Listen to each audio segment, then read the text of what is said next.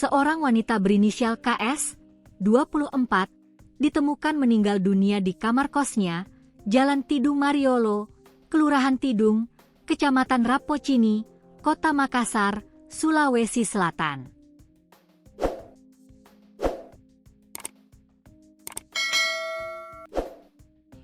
Kematian perempuan asal Toraja Utara yang masih berstatus mahasiswi di kartu identitasnya itu diduga janggal.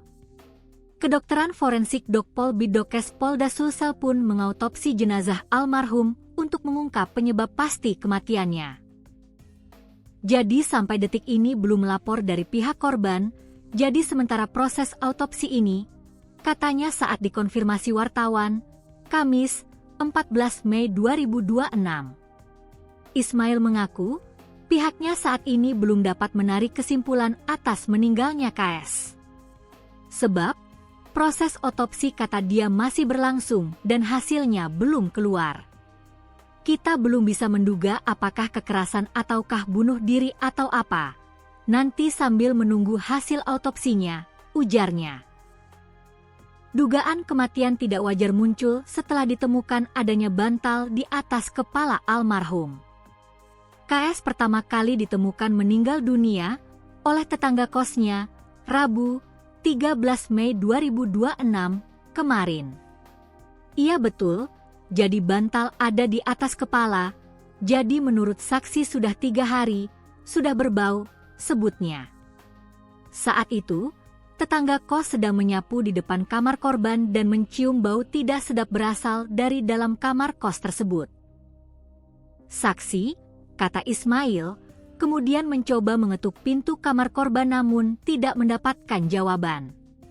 Jadi ada laki-laki menyapu di depan kamarnya, dia merasakan bau yang tidak sedap, sehingga dia gedor-gedor pintu tidak dibuka, imbuhnya. Karena merasa curiga, saksi mengambil tangga untuk melihat kondisi di dalam kamar korban dari bagian atas bangunan kos tersebut. Akhirnya dia ambil tangga. Dia panjat, ternyata sudah meninggal, langsung saksi melaporkan ke Pak RT. Sehingga menyampaikan ke Polsek, ucapnya. Warga bersama Ketua RT kemudian melaporkan penemuan mayat tersebut kepada pihak kepolisian. Petugas Polsek Rapocini langsung mendatangi lokasi untuk melakukan olah tempat kejadian perkara. Jenazah korban selanjutnya dievakuasi ke Rumah Sakit Bayangkara Makassar guna menjalani proses autopsi untuk memastikan penyebab kematian perempuan muda tersebut. Hal senada diungkapkan Kanit Reskrim Polsek Rapocini, Ibtu Ali Jaras. Untuk saat kami belum bisa menyimpulkan apakah ini mengarah ke kekerasan atau tidak karena masih menunggu hasil pemeriksaan, tuturnya.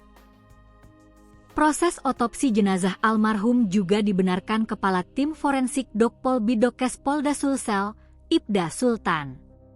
Ia, diotopsi, singkatnya.